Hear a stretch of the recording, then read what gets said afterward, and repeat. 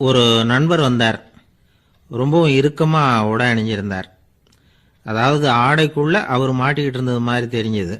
ஏன் துணி குறைச்சலா எடுத்துட்டீங்களா அப்படின்னு கேட்டோம். இல்லைங்க, எனக்கு எப்பவுமே இறுக்கமா உடை அணிகிறது தான் பிடிக்கும் அப்படின்னார். ஒருத்தர் எப்படி உடை அணிகிறார் அப்படிங்கிறத வச்சே அந்த ஆள் எப்படிப்பட்டவர் அப்படிங்கிறத கண்டுபிடிச்சிடலாம். உடை அணிகிற விதம் ஒருத்தருடைய மனநிலையை வெளிப்படுத்துதான். இப்போ இறுக்கமான உடை அணிகிறவங்க பொதுவாக மன நிம்மதி இல்லாதவங்களா இருப்பாங்களாம், கோபக்காரங்களாக இருப்பாங்களாம். ரொம்ப தொலைதொழப்பாக ஆடை அணிகிறவங்க இருக்கிறாங்கல்ல, அவங்கெல்லாம் அமைதியான ஆளாக இருப்பாங்களாம், சாந்தமாக இருப்பாங்களாம். இவங்கெல்லாம் போராடுறதுக்கு சரியாக வரமாட்டாங்களாம். இப்படி ஒரு கணிப்பு இருக்குது. அதனால தான் போர் வீரர்களுக்கெல்லாம் இறுக்கமான உடையை தான் கொடுக்கறது வழக்கம். ஆனால் சன்னியாசிகளை பாருங்கள், அவங்களுக்கெல்லாம் ரொம்ப தொலை உடைகள் தான். அவங்கெல்லாம் டைட் பேண்ட் போட்டுக்கிட்டு நிற்க மாட்டாங்க சன்னியாசிகள்லாம். அதே மாதிரி சன்னியாசிகள்லாம் காவி உடைய தேர்ந்தெடுக்கிறதுக்கும் காரணம் உண்டு. பல ஆண்டுகள் சோதனை செஞ்சு பார்த்துட்டு தான் சன்னியாசத்துக்கு காவி தான் சரி அப்படின்னு முடிவு பண்ணியிருக்கிறாங்க. இப்போ பௌதீக விஞ்ஞானப்படியும் அதுதான் சரி. அதாவது சூரிய ஒளியில் 7 வண்ணங்கள் உண்டு. ஒரு பொருள் மேலே அது விழும்பொழுது அந்த பொருள் நமக்கு சிவப்பாக தெரிஞ்சதுன்னா அந்த பொருள் சிவப்பை தவிர மற்ற எல்லா நிற கதிர்களையும் உள்வாங்கிக்கிட்டு சிவப்பு நிறத்தை மட்டும் வெளியில் விடுது. அதாவது விலக்கி விடுது. அதனால தான் அந்த பொருள் சிவப்பாக தெரியுது. உடல் ஆரோக்கியத்துக்கு ஓரளவு சிவப்பு தேவைப்படுது. அதனால தான் காவி உடை அணிஞ்சா சூரிய ஒளி ஓரளவு சிவப்பை விலக்கிவிடும். அதாவது சிவப்பின் பலனும் கிடைக்கும், இந்த சிவப்பின் கெடுதலும் இல்லை அப்படின்னு யோசனை பண்ணாங்க. காவி உதய வேளையின் நிறம். கீழ் வானத்தில் கதிர் உதிக்கிற வேளையில் முதல் ஒளி தோன்றுகிற நேரத்தில் காவி நிறம் தான் கசியும். தியானம் செய்கிறப்போ முதல்ல காணக்கூடிய ஒளி காவி நிறம்தான். தியானத்தின் உச்ச நிலையின் நிறம் நீலம். தியானம் காவி நிறத்தில் ஆரம்பமாகி நீல நிறத்தில் நிறைவடைகிறது அப்படிங்கிறார் ஓஷோ. நீலம் தியான சிகரம், காவி தியான ஆரம்ப குறியீடு, ஒரு சன்னியாசியின் ஆரம்ப தரிசனம் அப்படிங்கிறார் அவர். ஒருத்தர் நாள் பூரா காவி உடைய அணிஞ்சிருந்தா அந்த நிறம் அவருக்கு தியானத்தை பற்றிய நினைவை ஊட்டிக்கிட்டே இருக்கும். இப்படியே ஆடைக்கும் தியானத்துக்கும் இடையில ஒரு தொடர் ஏற்படுது. ஒரு துறவியின் உள்ளார்ந்த பண்பா அது மாறுது. கடை வீதியில் ஒரு பொருள் வாங்க போகிறோம், அது மறந்துடக்கூடாதுங்கிறதுக்காக ஞாபகம் முடிச்சு போட்டுக்கிறோம். அந்த முடிச்சுக்கும் பொருளுக்கும் தொடர்பு இல்லை. ஆனால் கடை வீதிக்கு போன உடனே அந்த முடிச்சு அந்த பொருளை ஞாபகப்படுத்துது. அதாவது அந்த முடிச்சு ஒரு தொடர்பு அம்சமாக அமையுது.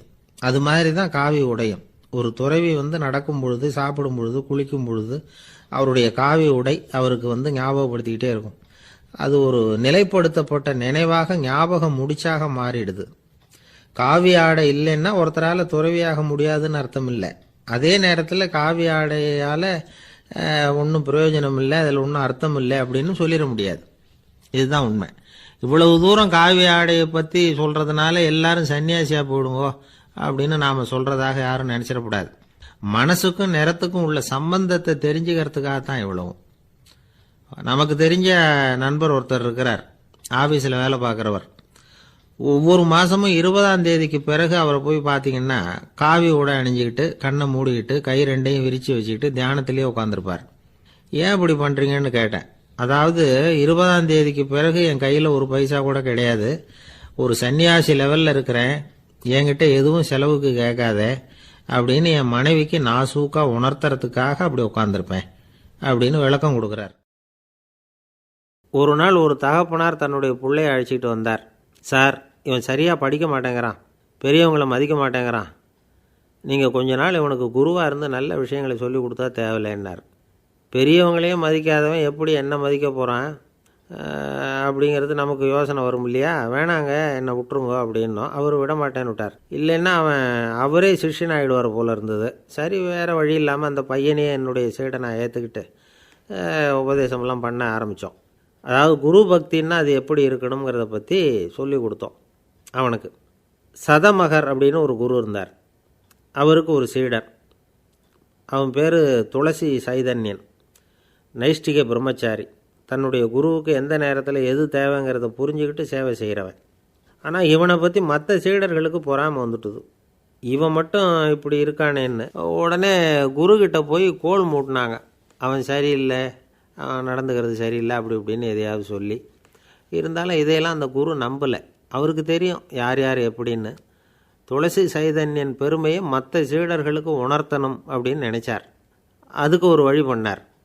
ஒரு நாள் சீடர்களை எல்லாம் கூப்பிட்டுக்கிட்டு ஒரு காட்டு வழியாக போய்கிட்டு இருந்தார். அங்கே ஒரு பெரிய மலை அருவி கொட்டிக்கிட்டு இருந்தது.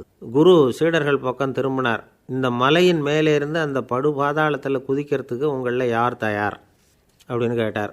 ஒரு சீடனும் வாயை திறக்கலை, ஒதுங்கி நின்றுக்கிட்டாங்க. பின்னாடி மூட்டை முடிச்சோடு வந்துக்கிட்டு இருந்தான் துளசி சைதன்யன். அவனை பார்த்தார். தப்பாருப்பா, நீ மேலே இருந்து அந்த அருவியில் குதி அப்படின்னார். அப்படியே செய்கிறேன் சுவாமின்னா ஓடி போய் பொத்துன்னு குதிச்சுட்டான். அடுத்த கணமே குருநாதர் தன்னுடைய யோக சக்தியால் பறந்து போய் அவன் கீழே விழுந்துடாமல் தாங்கி பிடிச்சி கொண்டுக்கிட்டு வந்துட்டார். மற்ற சீடர்களுக்கெல்லாம் ஒரு மாதிரி ஆயிட்டுது. அடுத்தபடியாக என்ன பண்ணலாம்னு யோசித்தாங்க இவனை மாட்டி விடுறதுக்கு. ஒரு நாள் வெத்தலை அடிக்கிற ஒரு சின்ன உரலையும் உலக்கையையும் எடுத்து ஒளிய வச்சுட்டாங்க. சதமகர் சன்னியாசி இல்லை, அவர் வெத்தலை போடுவார். பல்லு சரியில்லை, அதனால் இடித்து தான் வெத்தலையை போடணும். திடீர்னு வெத்தலை பாக்கு கேட்டார். வழக்கமாக உரலில் இடித்து தர்றது தான் துளசியின் பழக்கம். உரலை தேடினா கிடைக்கல, என்ன பண்ணுறது? குரு கேட்டுவிட்டாரே, குரு சேவை தானே முக்கியம். என்ன பண்ணால் வெத்தலை பாக்க தன்னுடைய வாயில் போட்டு முன்னு அதை எடுத்து அவர்கிட்ட கொடுத்துட்டான். குரு எதையோ படிச்சுக்கிட்டே அதை வாங்கி வாயில் போட்டுக்கிட்டார். துளசி இன்றைக்கி தாம்பூலம் நல்லா இடிக்கப்பட்டிருக்கு, ருசியாக வேறு இருக்குது, அதை இடித்த பாத்திரத்தை என் கண்ணால் பார்க்கணும்னு ஆசையாக இருக்குன்னு விட்டார். அதை மட்டும் அனுப்பி போய் நீ வர வேண்டான்னு வேற சொல்லிவிட்டார். இதை கேட்டதும் துளசி தவிச்சு போயிட்டான். இவன் போகாமல் எப்படி வாயை மட்டும் அனுப்பி வைக்க முடியும்? இவன் தவிக்கிறத பார்த்ததும் மற்ற சீடர்களுக்கெல்லாம் மனசுக்குள்ளே ரொம்ப சந்தோஷம். துளசி கொஞ்சமும் யோசிக்கலை. வாழை எடுத்தான், தன்னுடைய தலையவே அப்படியே அறுத்து வெட்டி எடுத்தான். இன்னொரு சீடங்கிட்ட கொடுத்துட்டான், எடுத்துகிட்டு போன்னு சொல்லி. கொண்டுகிட்டு போய் குரு முன்னாடி வைக்கிறாங்க. அந்த தலையில் வாய் திறந்துருக்கு, வெத்தலை போட்டு முன்னு இருந்தது, தெரிஞ்சு போச்சு, சிவப்பாக இருந்தது. அவனுடைய குரு பக்தியை இப்போ எல்லாரும் ஒத்துக்கிட்டாங்க. அதுக்கப்புறம் குரு சதமகர் தன்னுடைய அற்புத திறமையினால் அந்த தலையை மறுபடியும் ஒட்ட வச்சுட்டார். துளசிக்கு உயிர் வந்துட்டுது. இப்படி ஒரு பெரிய கதை உண்டு. அதாவது துளசி சைதன்யன் அவனுடைய குரு பக்தி எப்படி அப்படின்னு கேட்டோம். ரொம்ப அபாரம் அப்படின்னு அந்த பையன் அடக்கமாக, சும்மா விளையாட்டுக்காக தான் அப்படி அவங்ககிட்ட கேட்டோம். ஏன்பா உன்னுடைய குரு பக்தியை என்கிட்ட காட்டுறதுக்கு உன்னோட கழுத்தை நீயே அறுக்கணும்னு நான் சொன்னால் அதை நீ செய்வியா அப்படின்னு கேட்டோம். என்னுடைய கழுத்தை நானே அறுக்க வேண்டிய அவசியம் இல்லை சார் அப்படின்னா அவன். ஏண்டான்னு, அதே காரியத்தை தான் இனிமேல் நீங்கள் தினமும் செய்ய போகிறீங்களே சார் அப்படிங்கிறான். ஒருத்தர் ரொம்பவும் மகிழ்ச்சியாக வந்துக்கிட்டு இருந்தார். என்ன விஷயம்னு விசாரித்தேன். நான் தோற்று போயிட்டேன், அதுதான் மனசுக்கு மகிழ்ச்சியாக இருக்குது அப்படின்னார். எனக்கு இது ரொம்ப ஆச்சரியமாக போச்சு. இந்த உலகத்தில் தோற்று போகிறவங்க யாரும் மகிழ்ச்சியாக இருக்கிறதில்ல. அப்படி இருக்கிறப்ப இவர் இப்படி சொல்கிறாரே, எங்கே தோற்று போனீங்கன்னு கேட்டேன். அதுக்கப்புறம் தான் அவர் விவரமாக சொன்னார். என்னோட 5 வயசு குழந்தையோடு நான் விளையாடிக்கிட்டு இருந்தேன். அந்த விளையாட்டில் என் குழந்தை ஜெயிச்சுட்டுது, நான் தோற்று போயிட்டேன் அப்படின்னார் ரொம்ப உற்சாகமாக. நான் யோசித்து பார்த்தேன். அதாவது நாம் சின்ன குழந்தையாக இருக்கிறப்போ எந்த விளையாட்டில் கலந்துக்கிட்டாலும் அதில் நாம் தான் ஜெயிக்கணும்னு ஒரு வெறி நமக்குள்ளே இருக்கும். நம்மளை எதிர்த்து விளையாடுறவர் நல்லவரா கெட்டவரா, பெரியவரா சின்னவரா அப்படிங்கிறதெல்லாம் முக்கியம் கிடையாது. அவர் தோற்று போகணும், நாம் ஜெயிக்கணும், அதுதான் முக்கியம். எதிரியை சந்தோஷப்படுத்த விளையாடுகிற கலை அப்போ நமக்கு தெரியறதில்ல. வாழ்க்கையில் ஒரு பக்குவம் வந்ததுக்கு அப்புறம் வெற்றி பெறணுங்கிற மன அழுத்தம் போயிடுது. போட்டியில் ஜெயிக்கணுங்கிறத விட குழந்தையை சந்தோஷப்படுத்தணுங்கிறது முக்கியமாக போச்சு. ஜெயிக்கணுங்கிற வெறி ஓடி போட்டுது. ஒரு குழந்தையாக இருந்தப்போ நம்ம வளர்ச்சிக்கு உதவிய வெறி பெரியவனானதுக்கு பிறகு நமக்கு எதிரியாக மாறுது. அதை சரியான சமயத்தில் நாம் புரிஞ்சுக்கிட்டோம்னா போதும், நாம் பொழைச்சிக்கலாம். ஒவ்வொரு மனுஷனுமே வாழ்க்கையோட அடுத்த கட்ட வளர்ச்சியில் அடி எடுத்து வைக்கிற நேரத்தில் தன்கிட்ட இருந்து ஏதோ ஒரு குணத்தை அல்லது தன் குணம் இருந்த ஏதோ ஒரு உறவை நாம் இழக்கத்தான் வேண்டியிருக்குது. ஒரு கட்டம் வரைக்கும் உதவியாக இருந்த குணம் அடுத்த கட்டத்துக்கு தடையாக கூட மாறிடலாம். இந்த பரிமாண மாற்றத்துக்கு உள்ளாகிற ஒவ்வொருத்தரும் பிரத்யட்சமாக இதை உணர்றாங்க. ஆனால் பல பேர் எப்படின்னா பழசை திறந்துவிட்டு புதிய கொள்கைகளை உருவாக்கிக்கிறதுக்கு இஷ்டம் இல்லாமல் இருந்துவிடுறாங்க, அல்லது அப்படி செய்ய முடியாமல் தவிக்கிறாங்க. இதையெல்லாம் மீறி அந்த பழசை திறந்துவிட்டா அதை இழந்ததால் உண்டாகிற மன அழுத்தம் சில காலத்துக்கு வருத்திக்கிட்டு தான் இருக்கும், வேறு வழி இல்லை. ஆரோக்கியமான ஒரு முன்னேற்றத்துக்காக அந்த மன அழுத்தத்தை தாங்கிக்கத்தான் வேணும் அப்படிங்கிறாரு அந்த உலக புகழ்பெற்ற மேதை ஒருத்தர். இந்த ஸ்காட் பெக் அப்படிங்கிறவர். பிறந்த நாள் முதல் இதுதான் சரி அப்படின்னு கற்பிக்கப்பட்டு வந்த ஒவ்வொரு தத்துவத்தையும் தங்களுடைய வளர்ச்சிக்கு தகுந்த மாதிரி மாற்றி அர்த்தப்படுத்தி கொள்ள முடியாமல் வாழ்க்கை சூழலில் அப்படியே அரைப்பட்டு தூளாகிறவர்கள் தான் ரொம்ப தவிக்கிறாங்களாம். இதுதான் அவருடைய கருத்து. பெரும்பாலும் மனிதர்களுடைய நடுத்தர வயசில், அதாவது 30 தாண்டுகிற சமயத்தில் தான் இந்த தவிப்பு உண்டாகுதான். இதை தான் மேற்கத்திய நாடுகளில் அடிக்கடி மிட் லைஃப் கிரைசிஸ் அப்படின்னு சொல்கிறாங்க. அப்பப்போ பழசையெல்லாம் தொலைச்சி விட்டு புதுசாக பிறக்கிறதுக்கு கற்றுக்கணும். ஒவ்வொரு நிமிஷத்தையும் அந்த நிமிஷத்துக்கு ஏற்ற சித்தாந்தம் கொண்டவர்களாக சந்திப்போம் அப்படிங்கிறார் அந்த உளவியல் நிபுணர். இப்படி பழகிக்கிட்டால் வாழ்க்கை இன்பமயம், இல்லைன்னா தவிப்பு மயம்தான். பழசை தொலைக்க முடியாதவர்களில் எத்தனையோ பேர் உண்டு, எத்தனையோ ரகம் உண்டு. அதில் வேடிக்கையான நண்பர்களும் உண்டு. ஒருத்தர் நண்பர் வீட்டுக்கு போனார். அவர் ஏதோ இனிப்பு பலகாரம் கொடுத்து சாப்பிட சொல்லியிருக்கிறாங்க அவங்க வீட்டில். இவர் சாப்பிட்டு பார்த்துட்டு சொன்னாராம், சார் 6 மாதத்துக்கு முன்னாடி ஒரு தடவை இங்கே வந்தேன், அப்போது ஒரு இனிப்பு பலகாரம் கொடுத்தீங்க, அது இதை விட நல்லா இருந்தது சார் அப்படின்னாராம். அப்போ செஞ்ச அதே இனிப்பு பலகாரம் தான் சார் இதுவும் அப்படின்னாராம் அவர். இயேசுநாதர்கிட்ட ஒருத்தர் கேட்டாராம், இயேசுவே என்னை எவ்வளவு நேசிக்கிறீர்கள் அப்படின்னு. அவர் தன்னுடைய 2 கைகளையும் அகல விரித்து இவ்வளவு என்று சொல்லி சிலுவையில் உயிர் நீத்தார் அப்படின்னு சொல்லுவாங்க. அதாவது அந்த நேசிப்புக்கு எல்லை கிடையாது, அதே போல் மன்னிப்புக்கும் எல்லை கிடையாது. இது இயேசுநாதர் சொல்லி கொடுத்த ஒரு பாடம்.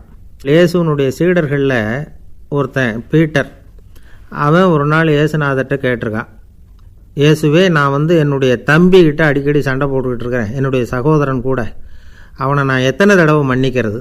ஏற்கனவே 7 தடவை அவனை மன்னிச்சுட்டேன் அப்படின்னு சொல்லியிருக்கிறான். அப்போது இயேசு சொன்னாராம், மன்னிக்கிறதுக்கு எத்தனை தடவைங்கிற கணக்கெல்லாம் கிடையாது.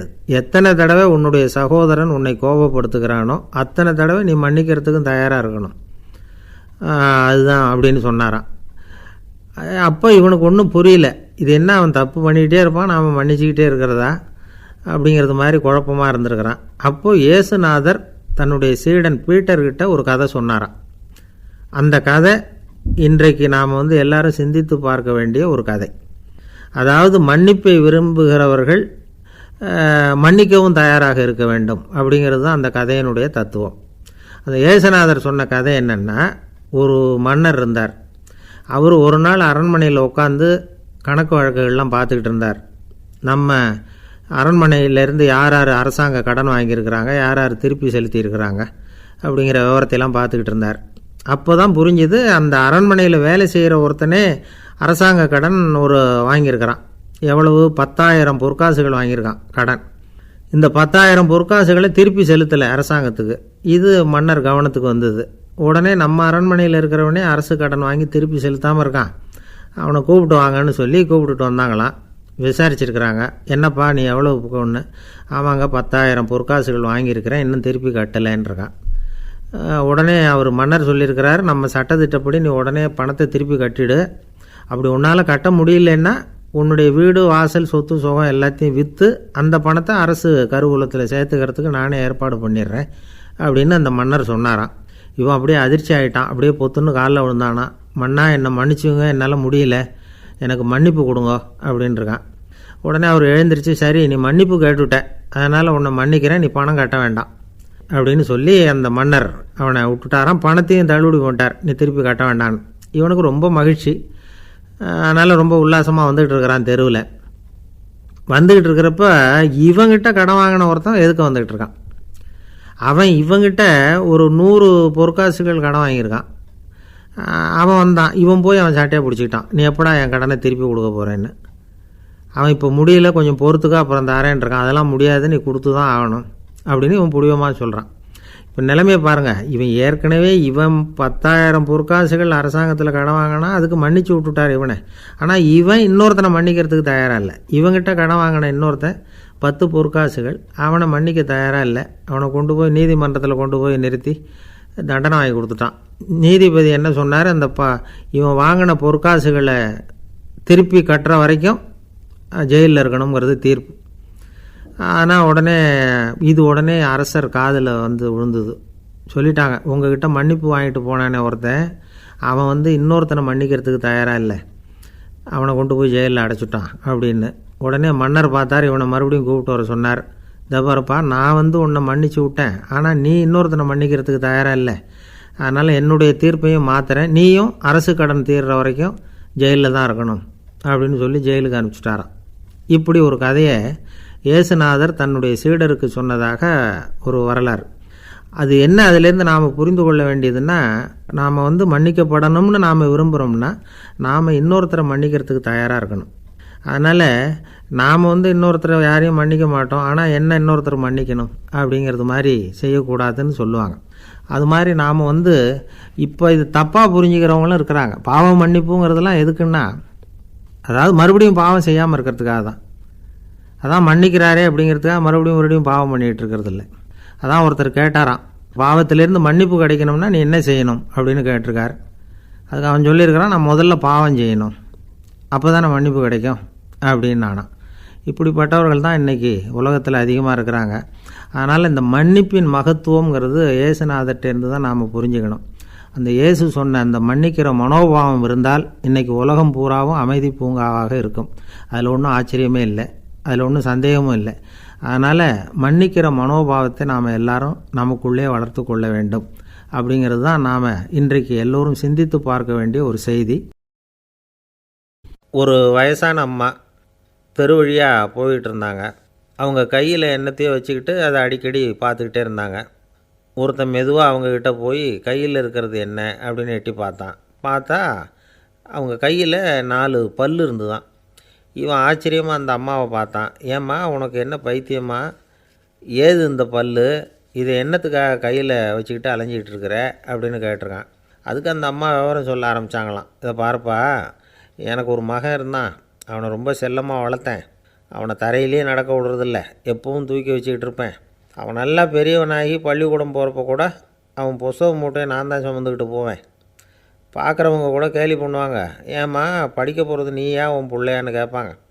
அவன் இன்றைக்கி எவ்வளவோ பெரிய மனுஷன் ஆகிட்டான், வெளிநாட்டில் பெரிய உத்தியோகத்தில் இருக்கான். சமீபத்தில் இங்கே வந்துட்டு போனான். ஒரு நாள் ஏதோ கோபத்தில் என்னை அரைஞ்சுட்டான். அப்போ இந்த 4 பல்லும் கீழே விழுந்துட்டுது. இன்னமும் கூட விழுந்திருக்கும், ஆனால் பல்லு தான் இல்லை. என் புள்ள அரைஞ்சதுனால விழுந்த பல்லு இல்லையா அது, அதனால் இதை எப்பவும் என் கையிலே வச்சுக்கிட்டு ஆசையோடு பார்த்துக்கிட்டு இருக்கிறேன். அவன் தான் வெளிநாட்டுக்கு போட்டான், அவனை பார்க்க முடியாத ஏக்கத்தை நான் இந்த பல்லை பார்த்து போக்கிக்கிறேன் அப்படின்னு நாங்களாம் அந்த அம்மா. இந்த கதை எதுக்காகன்னா, தாய் அன்பு அப்படிங்கிறது எப்படிப்பட்டதுங்கிறத புரிஞ்சுக்கிறதுக்காக. கல்யாணம் ஆனதுக்கப்புறம் தாயை மறந்து விடுறவங்க எத்தனை பேர் இந்த உலகத்தில், அவங்க காதில் வேணுங்கிறதுக்காக தான் இந்த தகவல். ஆனால் ஒரு விஷயம் மட்டும் நல்லா புரிஞ்சுக்கணும், தாயை மதிக்க தெரிஞ்சவங்க தான் இன்றைக்கி வாழ்க்கையில் எல்லா விதத்துலேயும் முன்னுக்கு வந்திருக்கிறாங்க. வேணும்னா விசாரித்து பார்த்துக்குங்க. இன்னொரு அம்மா இருந்தாங்க, அவங்க தினமும் ஒரு கோயிலுக்கு வருவாங்க. சாமியை பார்த்து, கடவுளே நான் இறந்து போனால் நரகத்துக்கு போகணும் அப்படின்னு வேண்டிக்குவாங்களாம். எல்லோரும் சொர்க்கத்துக்கு போகணும்னு தானே கடவுள்கிட்ட வேண்டிக்குவாங்க. இந்த அம்மா தினம் நான் நரகத்துக்கு போகணும் அப்படின்னு வேண்டிக்கிறாங்க. அங்கே இருந்த அர்ச்சகருக்கு இது சந்தேகம். ஒரு நாள் அதை நேரடியாகவே அவங்கக்கிட்ட கேட்டுவிட்டார். அதுக்கு அந்த அம்மா பதில் சொன்னாங்களாம், ஐயா, எனக்கு கல்யாணம் ஆகி ரொம்ப நாள் வரைக்கும் குழந்த பாக்கியம் இல்லாமல் இருந்தது. கோயில் குளம் எல்லாம் சுற்றி வந்தேன். ரொம்ப நாள் கழித்து ஒரு குழந்த பிறந்தது, ஆண் குழந்தை. அவனை நான் ரொம்ப செல்லம் கொடுத்து வளர்த்தேன். அதோட விளைவு என்ன ஆச்சுன்னா, அவன் ரொம்ப மோசமாக ஆகிட்டான். கெட்ட பழக்க வழக்கம்லாம் கற்றுக்கிட்டான். அவன் இறந்து போனால் நிச்சயம் அவனுக்கு நரகம்தான் கிடைக்கும். அந்த அளவுக்கு கெட்டவன் அவன்.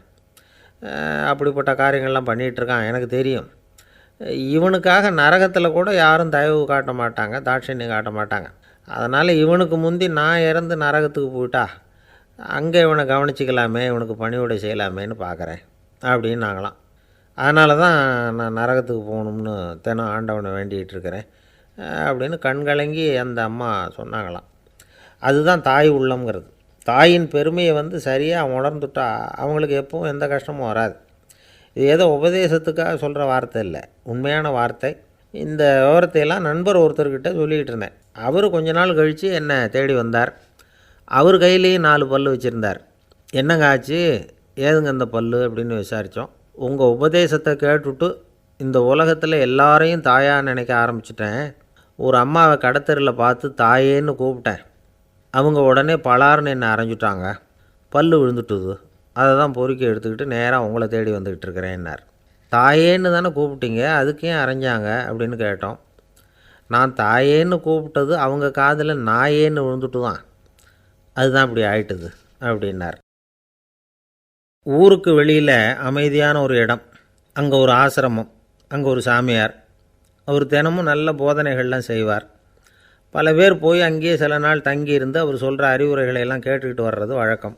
ஒரு தடவை அவரை பார்த்துட்டு போகிறதுக்காக 3 வெளியூர் தம்பதிகள் வந்தாங்களாம். அந்த மடத்திலேயே சாப்பிட்டுக்கிட்டு தங்கியிருந்து அவங்களுடைய போதனைகளை கேட்டுக்கிட்டு போகணுங்கிறது அவங்க நோக்கம். காலையில் குளிச்சுட்டு பூஜையில் உட்காந்தார் அந்த சுவாமி. இவங்களும் குளிச்சுட்டு அந்த பூஜையை பார்க்குறதுக்காக அவர் முன்னாடி வந்து உட்காந்தாங்க. பூஜை ஆரம்பமாச்சு. சம்பிரதாயப்படி அது ரொம்ப நேரம் நடந்துக்கிட்டே இருக்குது. இவங்களுக்கு நல்ல பசி இருந்தாலும் இந்த நேரத்தில் அதை எப்படி வெளியில் காட்டிக்கிறது? பேசாமல் இருந்தாங்க. அந்த சுவாமி பூஜையை முடித்தார். அதுக்கப்புறம் பேச ஆரம்பித்தார். பேச்சு அருமையாக தான் இருந்தது, அமிர்தமாக தான் இருந்தது. இருந்தாலும் இவங்களுக்கு இருக்கிற வயிற்று பசி அது சரியாக கவனிக்க விடலை. அந்த சுவாமியே இதை கவனித்ததா தெரியல. இவங்களுக்கு மனசுக்குள்ளே ஒரு எண்ணம், உள்ளே சாப்பாடு தயாராகிட்டு இருக்கும் போல இருக்குது, இந்த பேச்சு முடிஞ்சது நம்மளை உள்ளே அழைச்சிட்டு போய் சாப்பாடு போடுவாங்கன்னு நினைக்கிறோம் அப்படின்னு இவங்களாம் நினச்சிக்கிட்டாங்க. ஆனால் சுவாமி இதை பற்றி எதுவுமே பேசலை, கண்டுக்கலை. ஒரு அம்மாவால் அதுக்கு மேலே சும்மா இருக்க முடியுமா? முடியல. சாப்பாட்டை கவனிக்கலாமா அப்படின்னு சொல்லி மெதுவாக ஆரம்பித்தாங்க. கவனிக்கலாமே அப்படின்னு உள்ளே அழைச்சிட்டு போனார் சுவாமி. இவங்க ரொம்ப அவசரமாக எழுந்திருச்சு உள்ளே ஓடினாங்க. அங்கே ஒரு மேஜை மேலே ஒரு கிண்ணம் மூடி இருந்தது. இதுதான் சாப்பாட்டு மேஜை போல இருக்குது, இங்கே சாப்பாடு வந்துடும் அப்படின்னு நினச்சாங்க. உடனே போய் சுற்றி உட்காந்துக்கிட்டாங்க. சுவாமி அந்த கிண்ணத்தை எடுத்து அந்த அம்மா கிட்ட கொடுத்தார். அவங்க அதை வாங்கி மூடியை திறந்து பார்க்குறாங்க. உள்ளே ஒரு சாவி இருக்குது. சரிதான், இது சமையலறை சாவி போல் இருக்குது, அங்கே போய் அதை திறந்து சாப்பாட்டை நாமே எடுத்துக்கிட்டு வந்து இங்கே வச்சுக்கிட்டு சாப்பிட்ணும் போல இருக்குது அப்படின்னு நினச்சாங்க. சாவி இருக்கு இல்லையா, வாங்க பூட்டு நிறையா காட்டுறேன் அப்படின்னு சுவாமி அவங்கள அழைச்சிட்டு போனார், காட்டினார். இவங்க அந்த அறையை ரொம்ப ஆவலோடு திறந்தாங்க. உள்ளே பார்த்தா அங்கே அரிசி, பருப்பு, விதவிதமான காய்கறி எல்லாம் இருக்குது. சமையலுக்கு வேண்டிய மிளகாய், எண்ணெய், பால், தயிர், நெய் இப்படி எல்லாமே இருக்குது. அடுப்பு, விறகு, நெருப்பு போட்டி அது கூட அங்கே இருக்குது. சாப்பாடு தயாராக இருக்கும்னு நினச்சிக்கிட்டு போனால் இப்படி இருக்குதே அப்படின்னு சொல்லி அதை பார்த்ததும் ரொம்ப சோர்ந்து போட்டாங்க அவங்க. சுவாமி, என்ன இது சாப்பாடு இல்லையா அப்படின்னாங்க. அதுதான் சாப்பாட்டுக்கு வேண்டிய எல்லாம் இங்கே இருக்குதே, அடுப்பு மூட்டி நீங்கள் தான் அவங்கவுங்க ருசிக்கு தகுந்த மாதிரி சமைச்சிக்கணும், இந்த சன்னியாசிக்கு எப்படி சமைக்க தெரியும் அப்படின்னு கேட்டார் சுவாமி.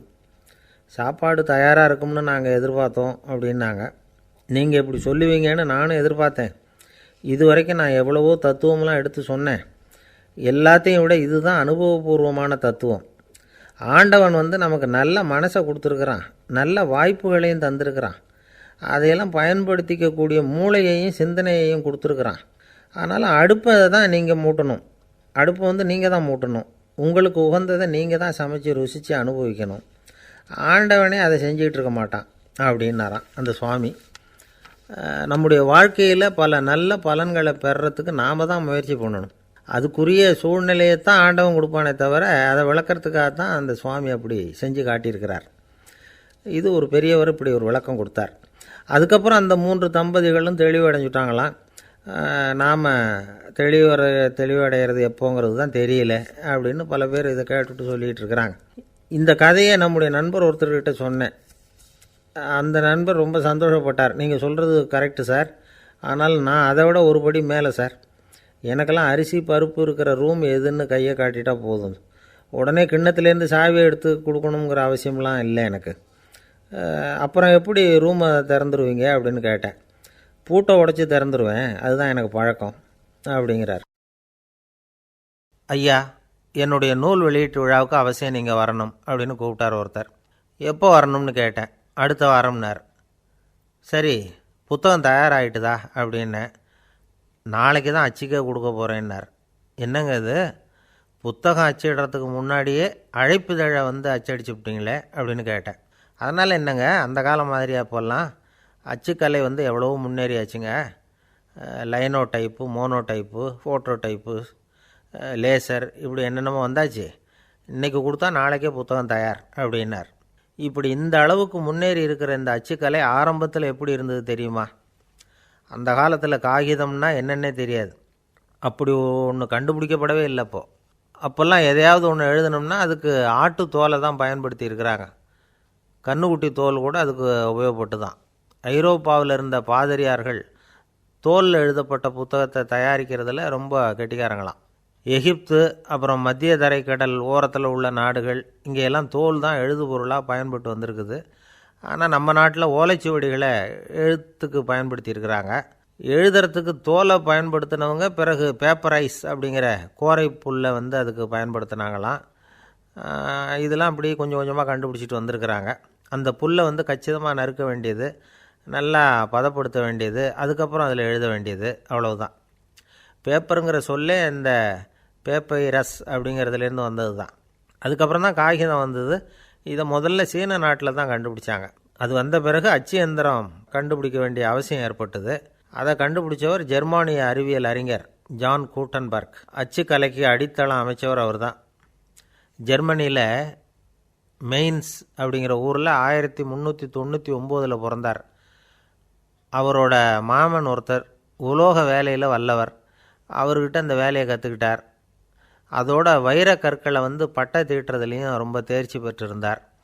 இளம் வயசுலேயே சும்மா இருக்க மாட்டாராம். எதை செஞ்சாலும் அதை திறமையாக செய்வாராம். அவர் தான் முதல்ல மர அச்சு எழுத்துக்களை உருவாக்கினார். அது மேலே மை தடவி பிரதிகள் எடுத்தார். அதுக்கப்புறம் உலோக எழுத்துக்கள், முதல்ல காரியம், அப்புறம் இரும்பு, அப்புறம் கலப்பு உலோகம், பிறகு அச்சடிக்கிறதுக்கு எந்திரம் ஒன்றையும் உருவாக்கினார். முதல்ல பைபிள் அச்சடித்தார். 1468 அவர் இறந்து போனார். 16ஆம் நூற்றாண்டில் மேலை நாடுகளிலிருந்து மர எழுத்துக்களை கொண்டுகிட்டு தமிழ்நாட்டில் கிறிஸ்தவ நூல்களை அச்சிட்டாங்க. அப்போல்லாம் அச்சகங்கள் போதிய அளவுக்கு இங்கே இல்லை.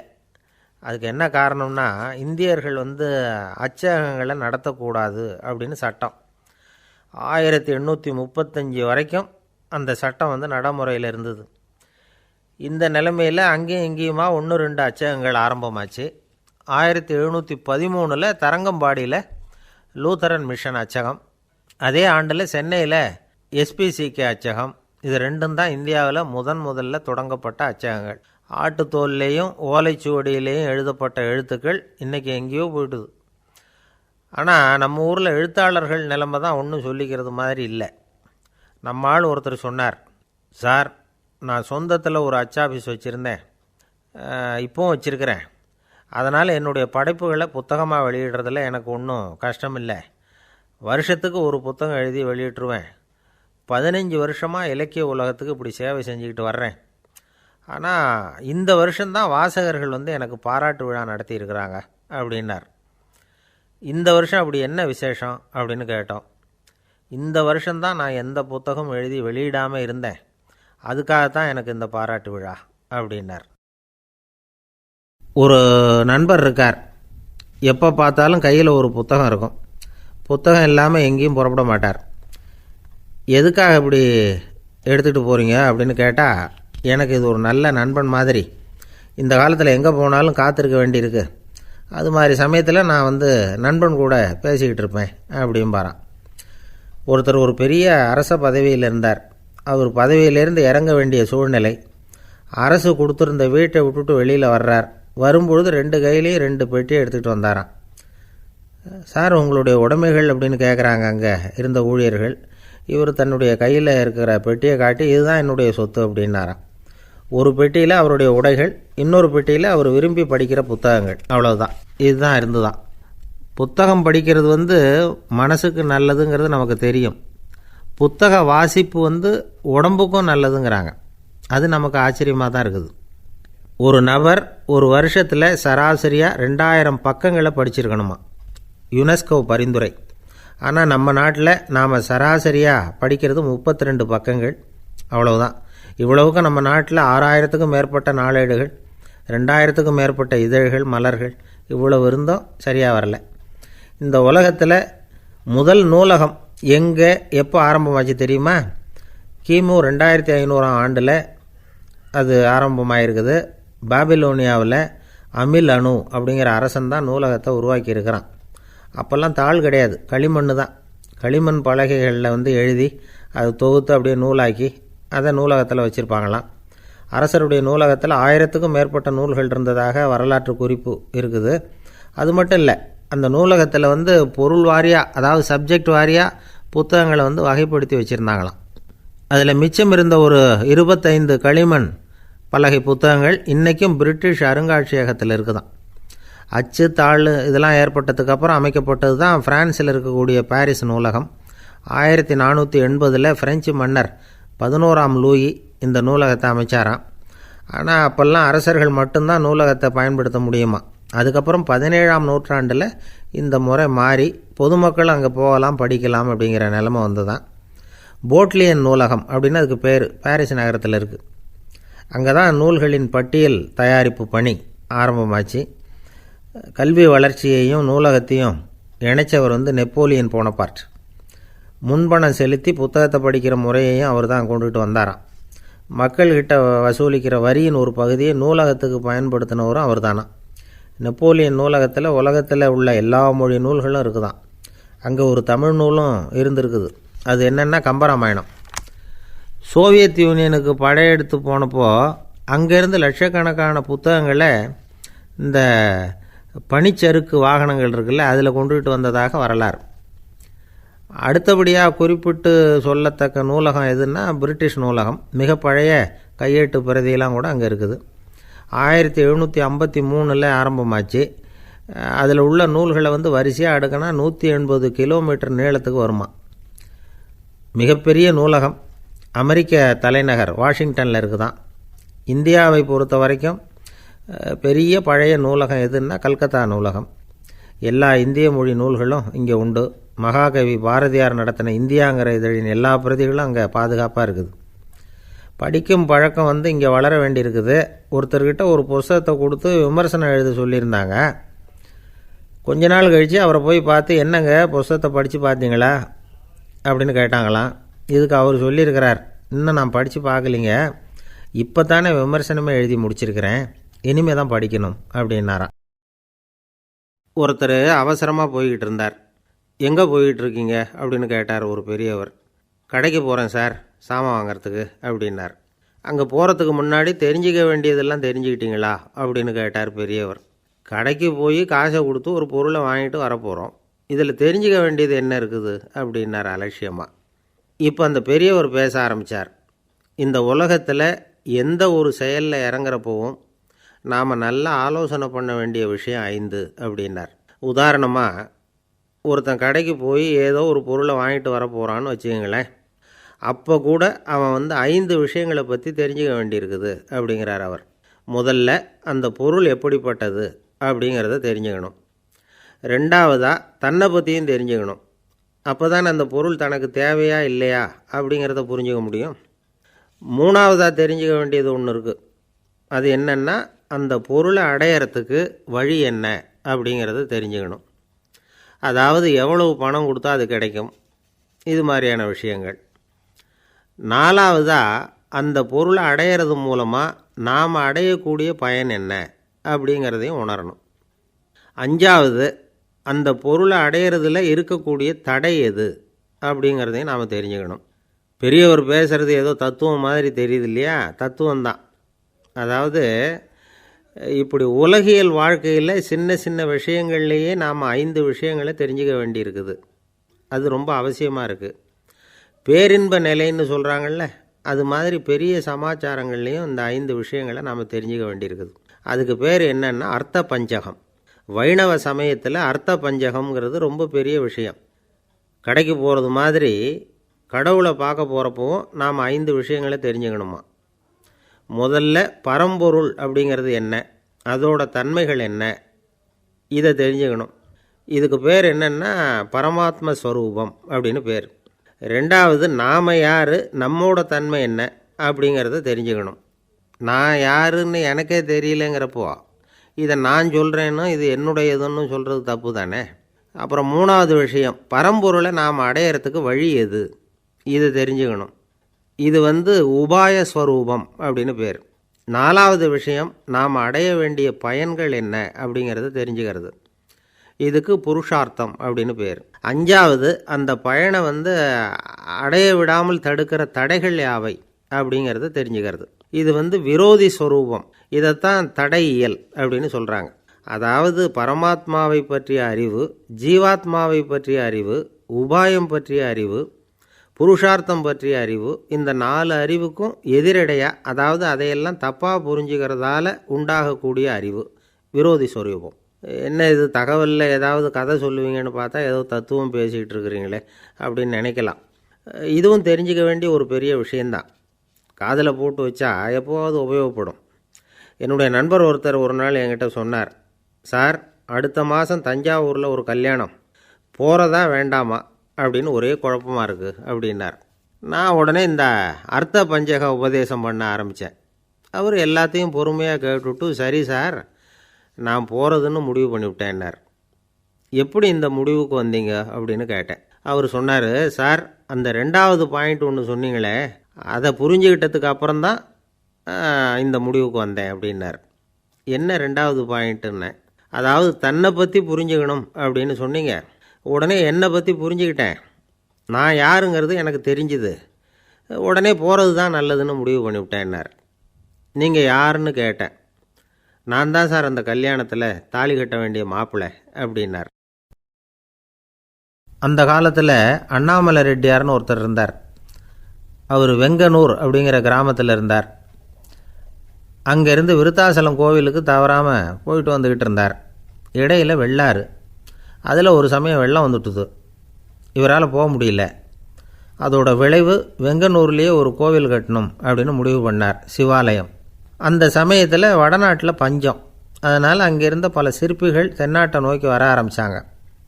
அவங்க வெங்கனூர் வழியாக வர்றது தெரிஞ்சதும் இவர் போய் பார்த்தார்.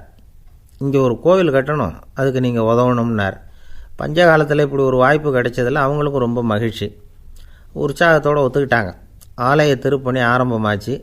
அவங்களுக்கு வேண்டிய எல்லா வசதிகளையும் இவர் செஞ்சு கொடுத்தார். அவங்களுக்கு எந்த குறையும் இல்லாமல் பார்த்துக்கிட்டார். அது மட்டும் இல்லை, ஒவ்வொரு நாளும் அங்கே வருவார். உங்களுக்கு என்ன வேணும் எது வேணும்னு கேட்பார்.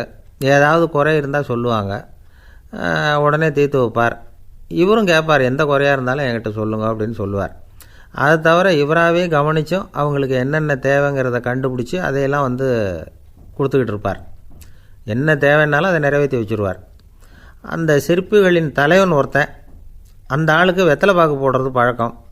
இதை தெரிஞ்சுக்கிட்டு அதுக்காகவே ஒரு ஆளை ஏற்பாடு பண்ணார். வேணுங்கிறப்போலாம் நீ வெத்தலை சீவல் மடித்து கொடுக்க வேண்டியது உன் வேலை அப்படின்னு ஒருத்தனை ஏற்பாடு பண்ணிட்டார். இப்படியெல்லாம் செஞ்சதும் அவங்களுக்கும் ரொம்ப உற்சாகம். ரொம்ப பொறுப்பாக சிற்ப வேலைகளை செஞ்சுக்கிட்டு இருக்கிறாங்க. ஒரு நாள் என்னாச்சு தெரியுமா? அந்த சிற்பிகளின் தலைவன் ரொம்ப நுணுக்கமாக ஒரு வேலையை செஞ்சுக்கிட்டு இருக்கிறான். சாரம் போட்டு அது மேலே படுத்துக்கிட்டு அண்ணாந்து பார்த்து உச்சியில் நுணுக்கமான சிற்பங்களை உருவாக்கிக்கிட்டு இருக்கான். சிற்பியின் கவனம் செதறப்படாதுங்கிறதுனால இவர் மெதுவாக சத்தம் போடாமல் கிட்ட போய் நின்று அதை கவனிச்சிக்கிட்டு இருக்கிறார். அந்த சிற்பி வழக்கம் போல் வெத்தலை பாக்குக்காக இடது கையை கீழே நீட்டினான்.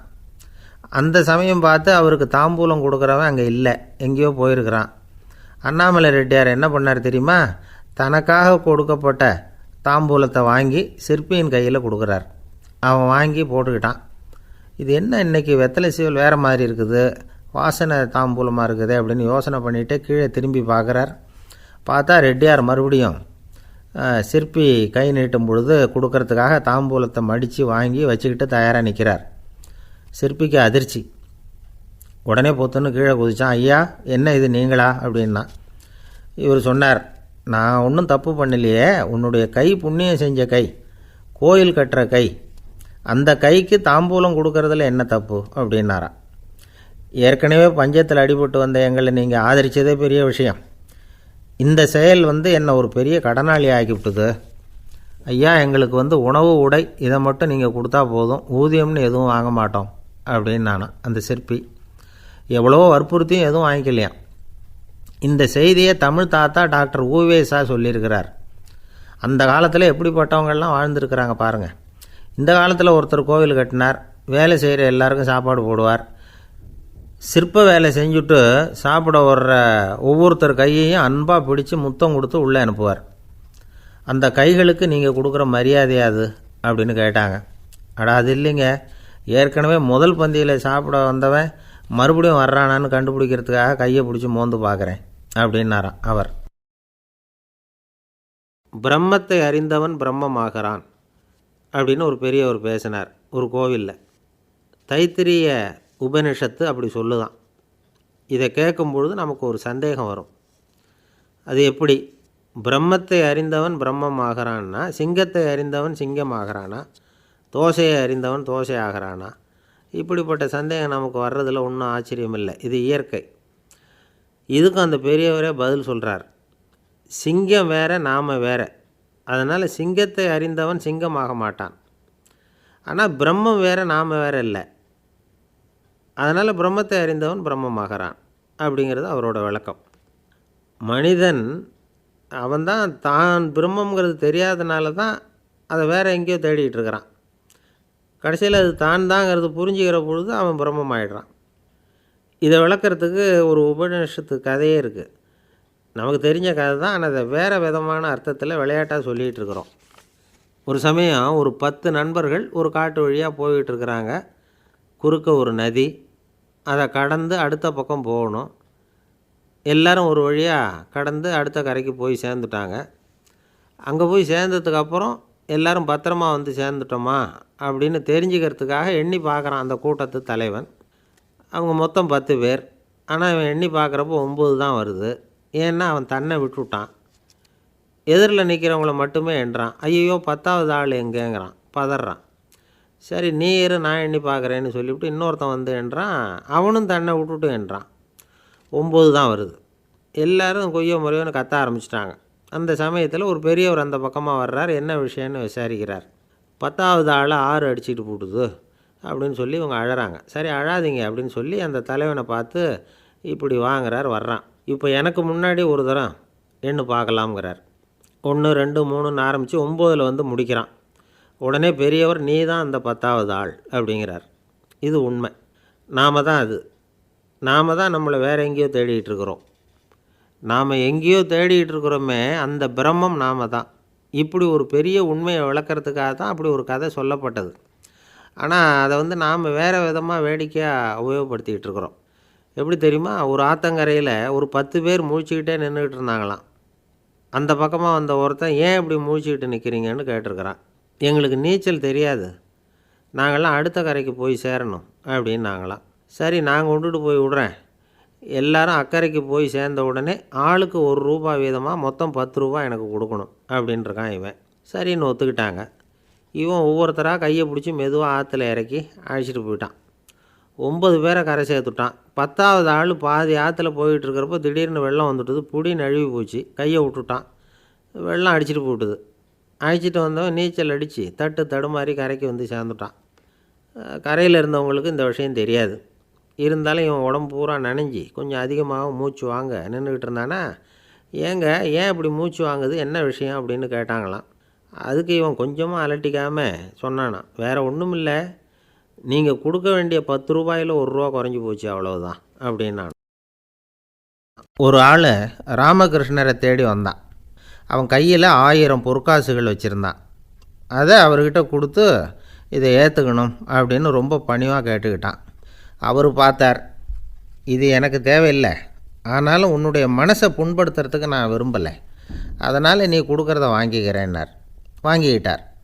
அப்புறம் கேட்டார், இதை பாரு, இனிமேல் இதெல்லாம் என்னுடையது தானே அப்படின்னார். ஆமாம், அதையெல்லாம் நான் உங்களுக்கே கொடுத்துட்டேன்னா அவன். சரி, இப்போ நீ எனக்காக ஒரு காரியம் பண்ணணும்னார். என்ன செய்யணும்னு சொல்லுங்கன்னா, இந்த நாணயங்களையெல்லாம் எடுத்துக்கிட்டு போய் கங்கை நதியில் எரிஞ்சுட்டு வா அப்படின்னார். இவனுக்கு அதிர்ச்சியாக போச்சு. என்ன பண்ணுறது? இனிமேல் அது முடியாதுன்னு சொல்ல முடியாது. ஏன்னா அந்த நாணயங்களையெல்லாம் அவருக்கே கொடுத்துட்டான். இனிமேல் அதெல்லாம் இவனுடையது இல்லை. பேசாமல் அவ்வளோவே அள்ளிக்கிட்டு ஆத்தங்கரைக்கு போனான். போனவன் ரொம்ப நேரம் திரும்பியே வரல. ராமகிருஷ்ணருக்கு சந்தேகம், என்ன ஆச்சு அந்த மனுஷனுக்கு? காசுகளோடு அந்த கங்கையில் குதிச்சுட்டானா? போகும்பொழுதே ஒரு மாதிரியாக தான் போனான். போய் என்னன்னு பார்த்துட்டு வாங்க அப்படின்னார். அங்கே இருந்த ஒருத்தர் ஓடி போய் பார்த்தார். அவர் போய் பார்க்கும்பொழுது அவன் அங்கேயே இருந்தான். அதுக்கப்புறம் அவர் திரும்பி வந்தார். வந்து விவரத்தை சொன்னார். அதாவது அவன் கங்கை கரையில் உட்காந்துக்கிட்டு ஒவ்வொரு நாணயமாக 1 2ன்னு எண்ணி எண்ணி வீசிக்கிட்டு இருக்கிறான். அவனை சுற்றி ஒரு கும்பல் நின்றுக்கிட்டு அவனை தடுத்துக்கிட்டு இருக்குது அப்படின்னு விவரத்தை சொன்னார் போயிட்டு வந்தவர். இதை கேட்டதும் ராமகிருஷ்ணரே புறப்பட்டு அங்கே போனாராம். என்ன இப்படி பண்ணிகிட்ருக்கிற? நான் உன்னை அந்த நாணயங்களை கங்கையில் வீசி எறிய சொன்னேன், நீ ஏன் அதை எண்ணிக்கிட்டு இருக்கிற அப்படின்னார். பழக்கம்தான் காரணம். நான் ஒவ்வொரு நாளும் ஒவ்வொன்றா சேமித்து வச்சேன். இன்றைக்கி என்கிட்ட நிறைய இருக்குது. உங்களுக்கு ஒரு 1000 நாணயங்களை கொடுக்கணுங்கிறது என்னோட ஆசை அப்படின்னா. இப்போ ராமகிருஷ்ணர் சொன்னார், ஒரே நேரத்தில் எல்லாத்தையும் சம்பாதிச்சிருந்தா நீ எண்ணுறது பொருத்தமாக இருக்கும். எல்லாத்தையும் இழக்கும்போது ஒவ்வொன்றா எண்ணிக்கிட்டு இழக்கிறதுங்கிறது சரியான செயல் இல்லை. அதனால் ஒரே தடவையாக எல்லாத்தையும் தூக்கி எறிஞ்சிடும் அப்படின்னார். இது இழப்பது அப்படிங்கிற ஒரு உயர்ந்த நிலை. இதை நாம் யதார்த்த வாழ்க்கையில் சம்மந்தப்படுத்தி பார்த்து குழப்பிக்கிட்டு இருக்கக்கூடாது. இழக்கிறேன்னு சொல்லிக்கிட்டு இருக்கிற காசையெல்லாம் ஆற்றுலையும் குளத்துலையும் கொண்டு போய் எறிஞ்சிட்டு வாங்க அப்படின்னு உபதேசம் பண்ணுறதாக யாரும் நினச்சிடக்கூடாது. இதில் நாம் புரிஞ்சிக்க வேண்டியது என்னென்னா, எதையாவது ஒன்றை இன்னொருத்தருக்கு கொடுக்கணும் அப்படின்னு விருப்பப்பட்டால் அதை மனப்பூர்வமாக கொடுத்துடணும். கொடுத்துட்டு அதையே நினச்சிக்கிட்டு இருக்கக்கூடாது. நம்மால் ஒருத்தர் ஒரு 100 ரூபா நோட்டை தன்னுடைய நண்பர் ஒருத்தர்கிட்ட கொடுத்து, இது உனக்கு தான் வச்சுக்கோ அப்படின்னார். அவர் பார்த்தார், இது இனிமேல் எனக்கு தானே சொந்தம் அப்படின்னார். ஆமான்னார் அவர். அப்படின்னா எனக்காக நீ ஒரு உதவி செய்யணும்னார். சொல்லுங்கள் செய்கிறேன்னார் அவர். இந்த 100 ரூபா நோட்டை தீ வச்சு கொளுத்தி விடுன்னார். இவர் அதிர்ச்சியாகி அவரை பார்த்தார். இப்போ அவர் சொன்னார், நீ எனக்கு அன்பாக கொடுத்தது இது, இந்த நோட்டு கள்ள நோட்டுங்கிறது எனக்கு முன்னாடியே தெரியும், சீக்கிரம் கொளுத்தி விடு, அதுதான் நம்ம 2 பேருக்குமே நல்லது அப்படின்னாராம் அவர்.